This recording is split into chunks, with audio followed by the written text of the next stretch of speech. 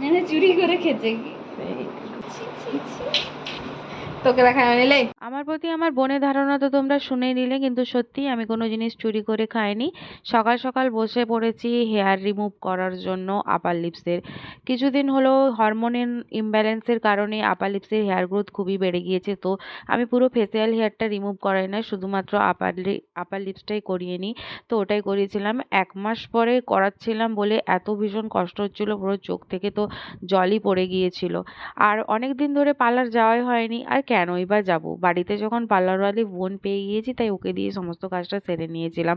তারপরে ওকে বললাম যে আমার যেহেতু আইব্রোর মিডিলটা জয়েন্ট হয়ে যায়, জয়েন্ট আইব্রো আমার তেমন নিজস্ব থেকে ভালো লাগে না, তাই ওটাও একটুখানি ক্লিন করে দে। তো আপার লিপসটা হয়ে যাওয়ার পর আইব্রোর ওই মিডিলটাও একটুখানি পরিষ্কার করে নিয়েছি। তারপরে পুরো মুখে লাগিয়ে নিয়েছিলাম গুড ভাইবসের এই অ্যালোভেরা জেলটা।